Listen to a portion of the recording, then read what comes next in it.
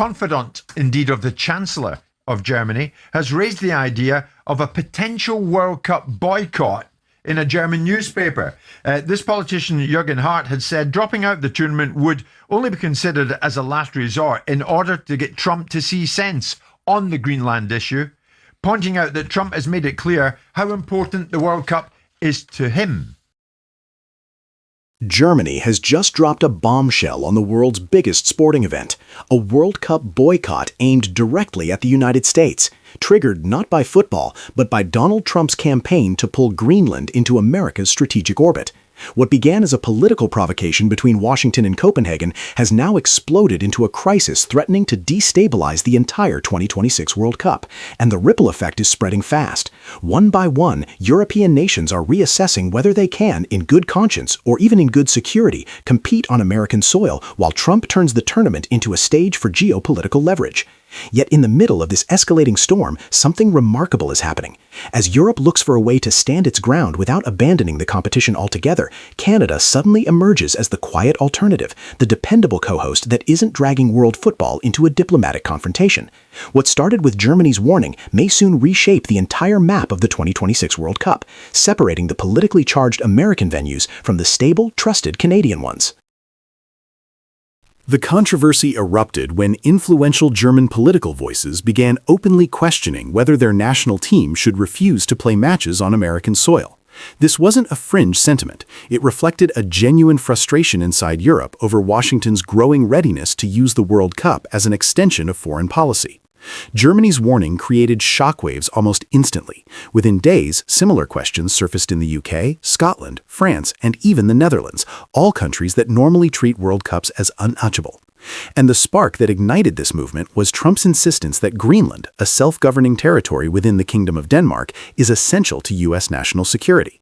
The idea of pressuring an ally to concede territory was explosive enough, but when Trump linked his Arctic ambitions with economic threats and diplomatic leverage, European governments saw something much larger at stake: the erosion of long-standing norms within NATO and the broader international system. This is a World Cup during particularly difficult, politically fraught times, where even if you are a citizen of a nation that will be allowed in, as far as we know, there's no guarantee of your safety. At the same time, fans and supporters raised separate concerns that had been building since 2025, from stringent U.S. visa restrictions to the lingering anxiety around unpredictable immigration enforcement. The fear wasn't theoretical. Several African and South American supporter groups already warned that they might not be able to travel safely or in adequate numbers. This led many federations to an uncomfortable conclusion. Participating in a North American World Cup is one thing, participating specifically in Trump's America is another. And because the tournament is shared across 3 countries, the United States, Canada, and Mexico, Europe began asking whether a boycott had to be total at all. Why not avoid the American venues and continue the competition in cities that aren't defined by political confrontation? That question, more than anything, reshaped the conversation. From the moment Trump revived his interest in acquiring Greenland, the reaction across Europe was a mix of disbelief and strategic anxiety. Denmark immediately rejected the idea, calling Greenland's sovereignty non-negotiable. Several Arctic and NATO analysts highlighted the destabilizing effect of linking territorial ambition with a major international event. Rather than separating diplomacy from sport, Trump blurred the lines entirely, sending a clear message that he viewed the World Cup as a stage to amplify American power. That shift in tone had consequences. The United States was no longer seen simply as a co-host. It was seen as a political actor trying to imprint its agenda onto the tournament. European officials feared that participation could be interpreted as tacit acceptance of Washington's approach, an outcome they were unwilling to risk. The reaction from Germany captured that sentiment most clearly. When German officials described the World Cup as leverage that could be used to force Washington to see sense, it signaled a broader realization. The tournament itself had become part of the geopolitical equation. While Greenland was the spark, the deeper frustration runs much broader. Across multiple countries, European football associations and their governments quietly share the same concern. The United States under Trump is unpredictable. Visa rules change with little warning. Enforcement can be aggressive. Stadium security policies remain unclear. And the political climate inside the U.S. oscillates between polarization and unrest. For many officials, this is not a question of ideology, but of logistics and safety.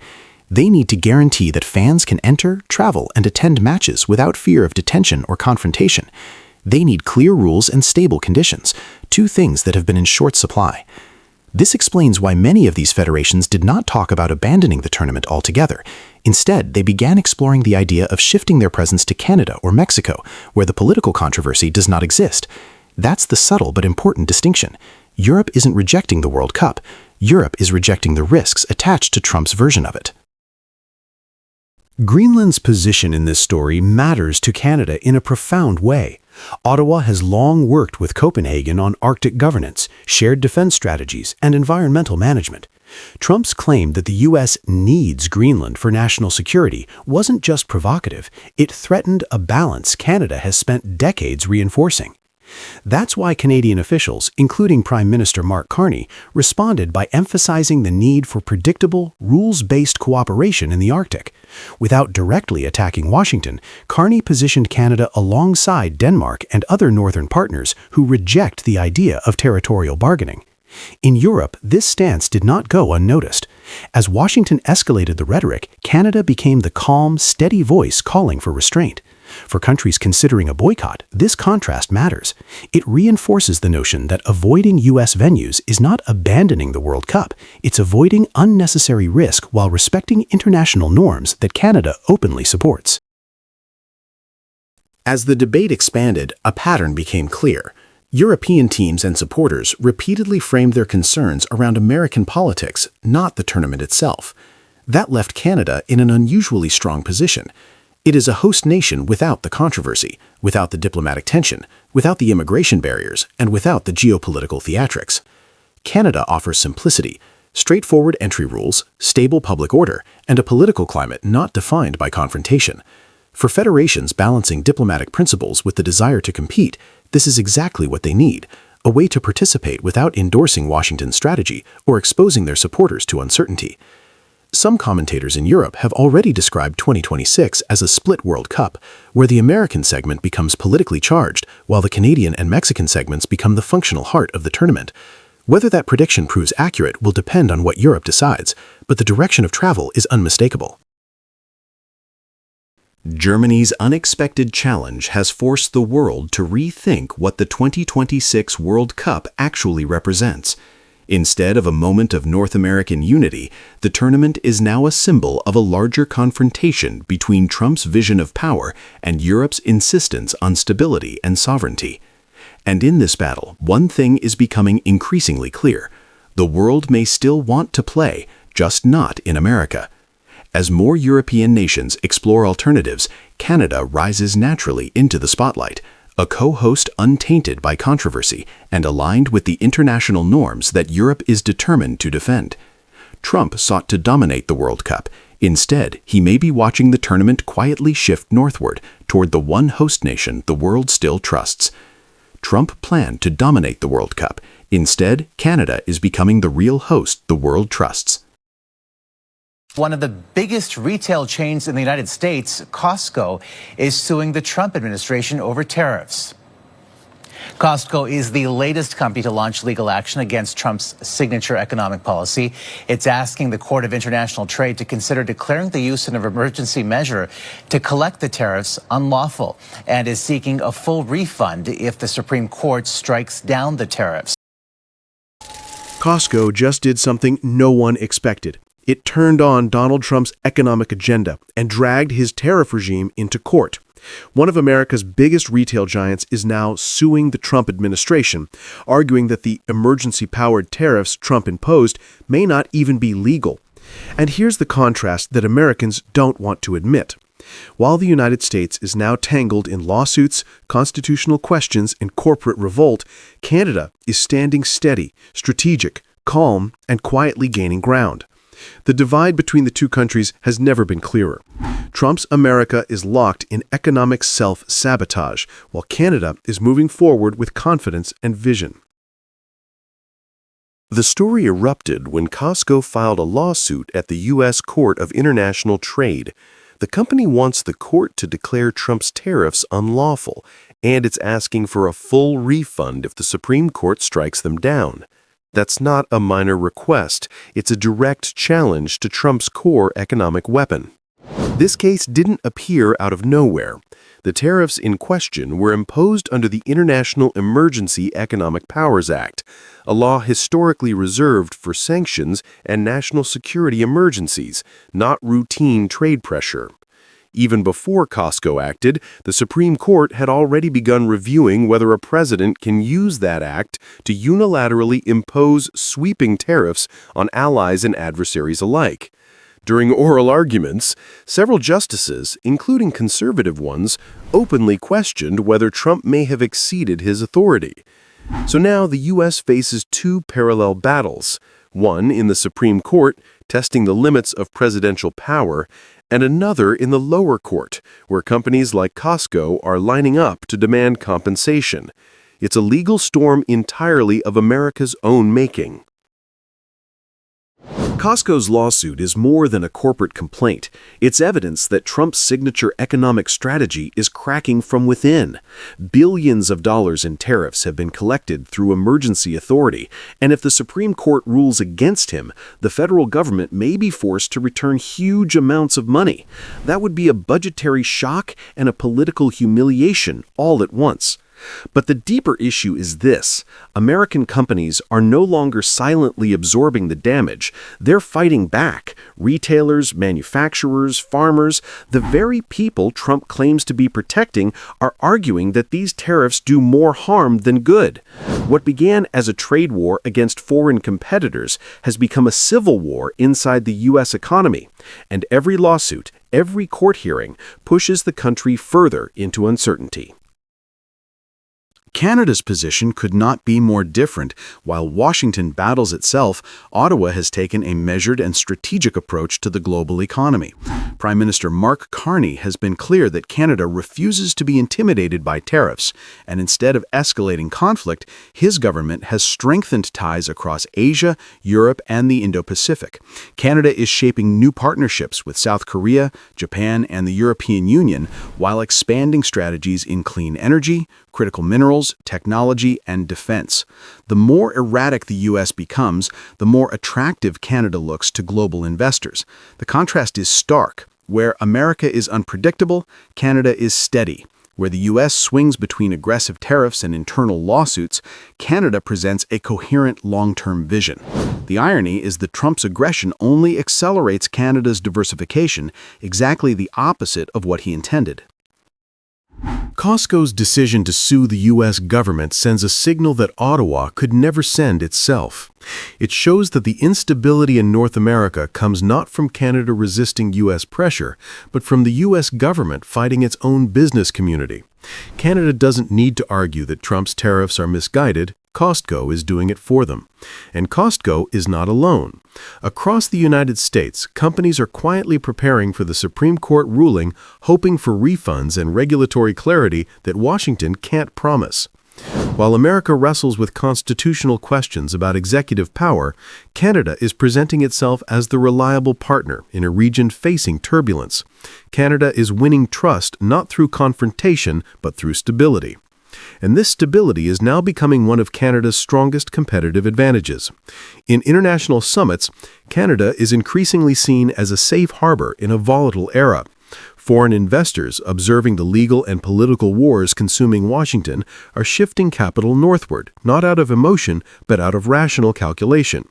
Canada's institutions function. Its trade policy is predictable. Its leadership projects calm instead of chaos.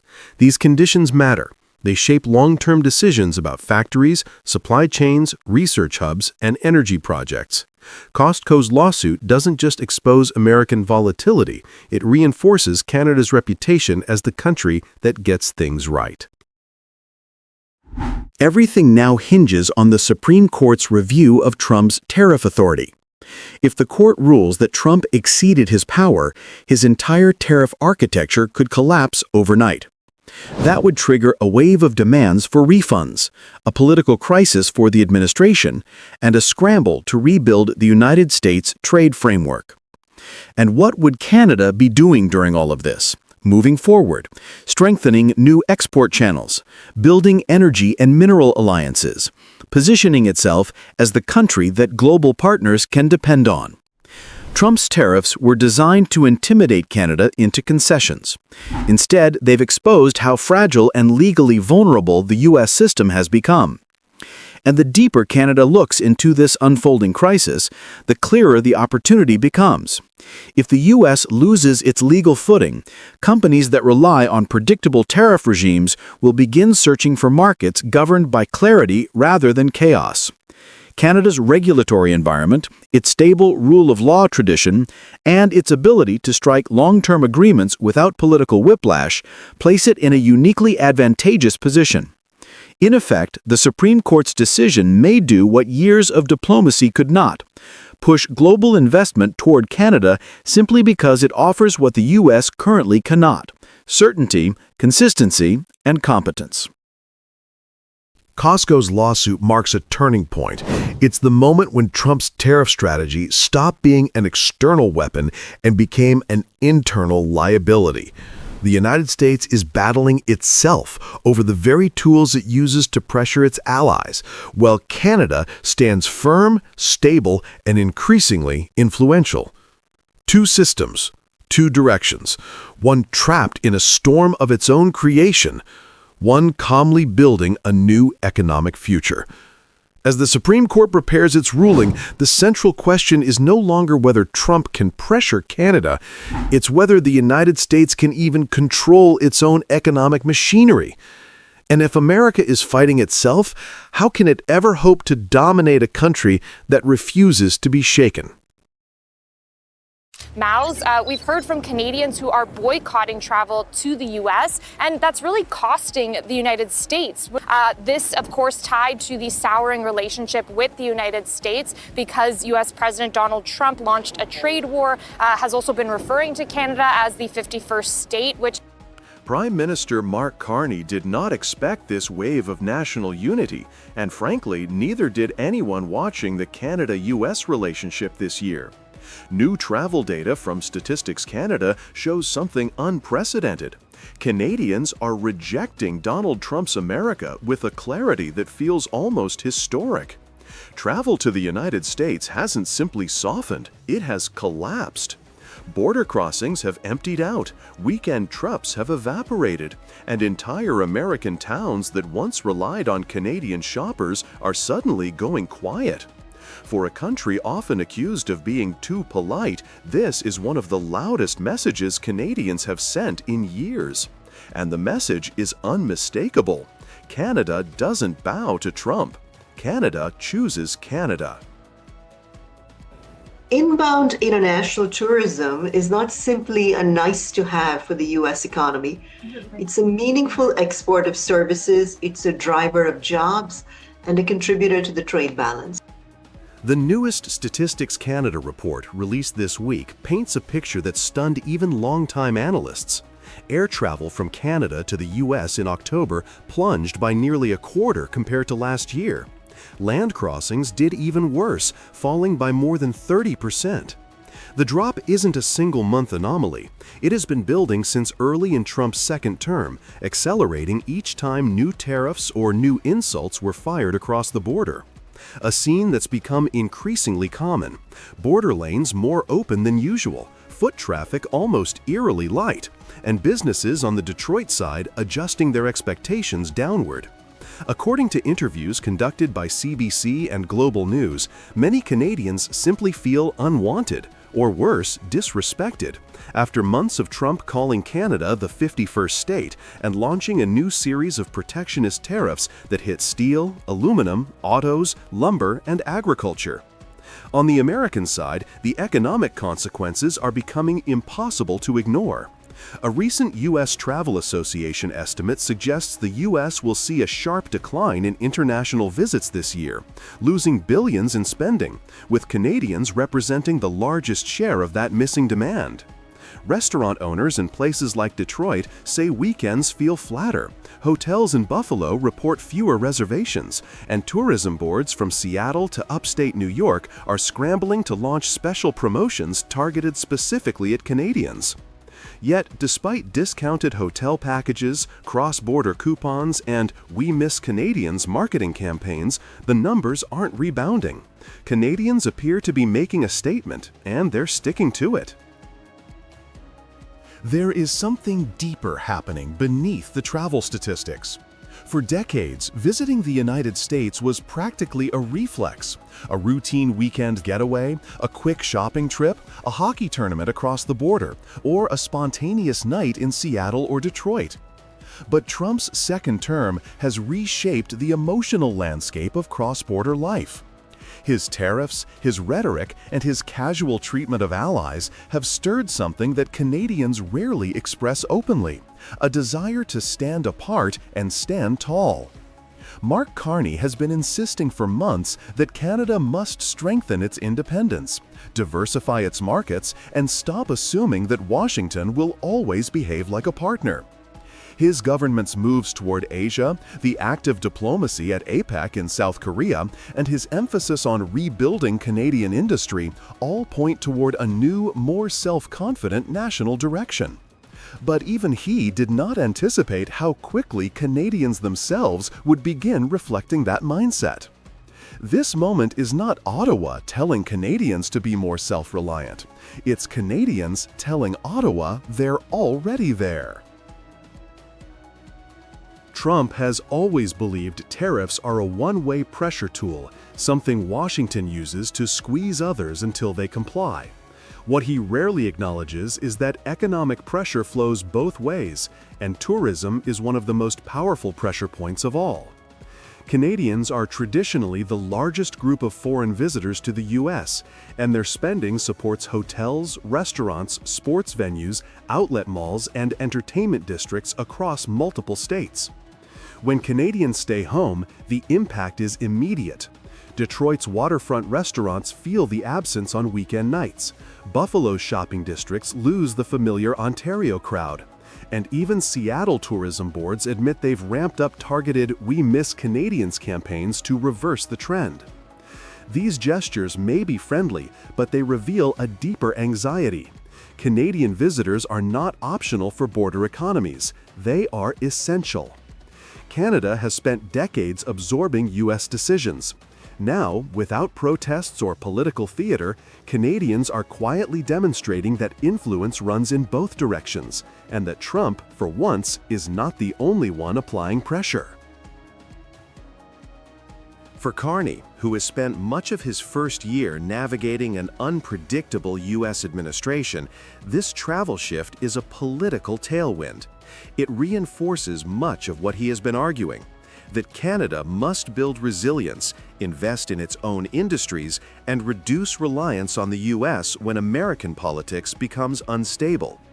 The fact that Canadians themselves are acting on that logic makes his message stronger, not because he instructed them to, but because ordinary people independently reached the same conclusion.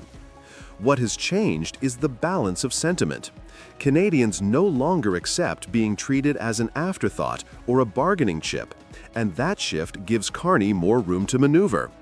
When Trump demands concessions on autos, steel, or energy, Carney can point to the unmistakable reaction back home.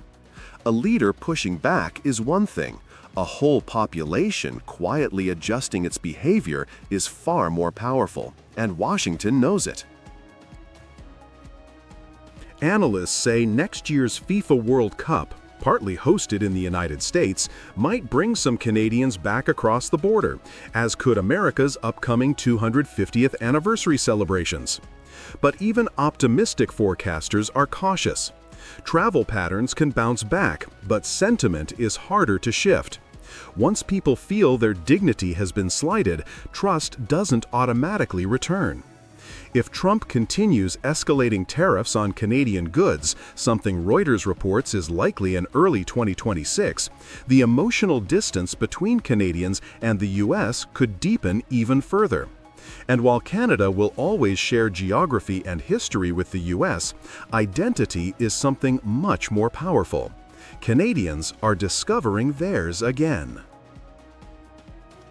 This isn't a simple travel story. It is a story about national pride, economic power and the re-emergence of a Canadian confidence that refuses to bend to political storms south of the border. In turning away from Trump's America, Canadians are turning toward themselves, toward a sense of autonomy that doesn't need permission or approval. Carney may be stunned by how quickly this shift happened. Trump may be startled by the economic consequences. But the real headline is this: Canada is done being taken for granted. And now the question remains, if Canadians can walk away from Trump's U.S. this decisively, what part of the old Canada-U.S. relationship will they reshape next? Canada and the United States had a relationship built up over decades that the U.S. decided unilaterally to change. They didn't consult us. This wasn't a discussion, negotiation. They unilaterally changed it. We're not even going to sign a good deal. We're going to sign a great deal for Canada. And yes, we can give ourselves more than the Americans can take away. Prime Minister Mark Carney just did what many Canadians have quietly wanted from their leader for years. He looked straight into the camera on one of the biggest media platforms in the country and said out loud what most politicians only whisper behind closed doors. During a tense and unusually candid interview with Toronto Life, Carney exposed the way Donald Trump pressures Canada, how the relationship has shifted permanently, and why this country must now stand on its own feet like never before. It was calm, it was controlled, and yet it felt like the verbal equivalent of a thunderclap. This was Carney at his sharpest, not angry, not emotional, but absolutely immovable.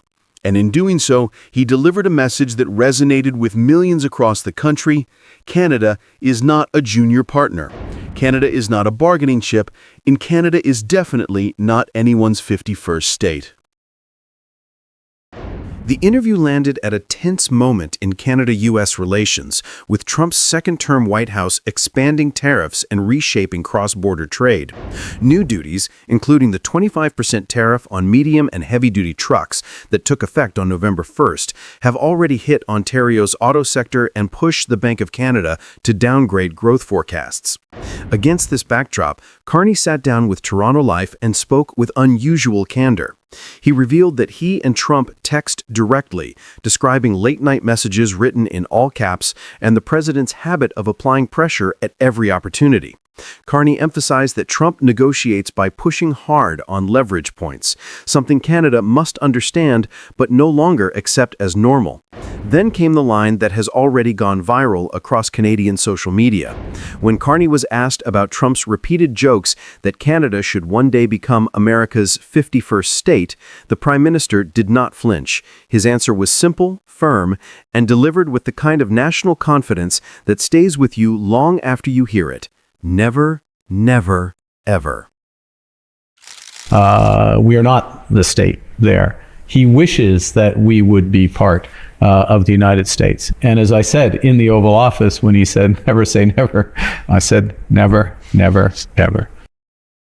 Carney's interview marks a turning point, not just between him and Trump, but in how Canada sees itself in relation to its massive neighbor. For nearly 4 decades, from the 1980s free trade era to the early 2020s, Canada and the United States grew closer and closer, building supply chains, integrating industries, and relying on the assumption that the border was no longer a political fault line, but an economic bridge. Carney made it unmistakably clear that those days are over. The United States, he said, unilaterally changed the relationship. They did not consult Canada, they did not negotiate the shift, they simply imposed it. And that means Canada has to adapt. According to Carney, 85% of Canadian trade remains tariff-free, the lowest average tariff exposure of any country trading with the U.S., but the era of automatic goodwill is gone. Canada must now negotiate from a position of strategic self-interest, not nostalgia for a friendlier past. This is not anti-American sentiment. This is Canada waking up to reality. Carney is effectively telling Canadians that reliance is no longer a strategy. Resilience is. And the sooner Canada builds its own economic engine, housing, energy, AI, ports, manufacturing, the sooner it can negotiate with the U.S. as an equal rather than a dependent. One of the most striking parts of the interview was how Carney described Trump's style without ever resorting to insult. He acknowledged Trump's skill, his experience, and his understanding of power.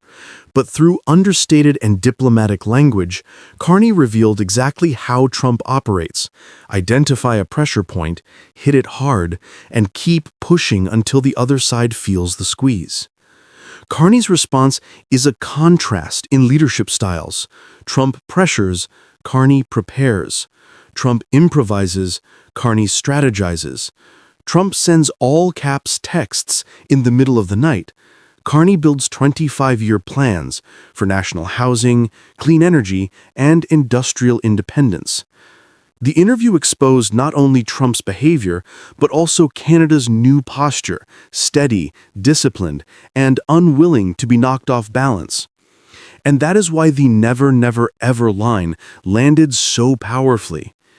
Carney didn't just reject the idea of Canada being absorbed by the U.S. He rejected the mindset of inferiority that Trump's rhetoric relies on. It was a sovereignty moment, one that reminded Canadians of the quiet strength embedded in the national character. Beneath the political tension, Carney tapped into something deeper, a sense of national pride that often goes unstated. He pointed out that Canada is one of the most admired countries on Earth, a place people choose, not a place that needs validation from any foreign president. By highlighting Canada's diversity, stability, and social generosity, Carney reframed the conversation away from Trump's bravado and toward Canada's values that cannot be traded, bought, or bullied. This is why the interview resonated so intensely. It wasn't about attacking the U.S., it was about defending Canada, and doing so with the confidence of a country that knows exactly who it is.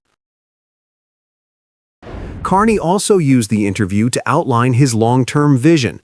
He described a country preparing for the largest nation-building era in a generation. 65,000 new homes in Downsview, new transit links, massive clean energy projects, a national industrial strategy built around AI, and partnerships across Asia and Europe to reduce economic dependence on America. This is not rhetorical flourish. This is a plan shaped by necessity. As U.S. tariffs become more unpredictable and global rivalries intensify, Canada needs to diversify, innovate, and build, not react. Carney's comments make it clear that Canada's future strength will come from its ability to chart its own path rather than follow the gravitational pull of American politics. Carney's interview was not a spectacle. It was not a rant. It was the opposite, a calm articulation of sovereignty at a moment when Canada needed clarity more than comfort. By exposing the pressures from Washington, naming the reality of a changed relationship, and reminding Canadians of their own national identity, Carney delivered one of the most important political messages of his premiership. The question now is whether Canada can move fast enough to match the scale of this new era, to build the housing, energy systems, technology sectors, and trade partnerships that will secure its future. Trump will continue to apply pressure. The U.S. will continue to act in its own interest. But Canada, for the first time in a long time, seems ready to respond on its own terms. And after watching Carney on that stage, one thing is clear: this is not a country that bends. This is a country that builds.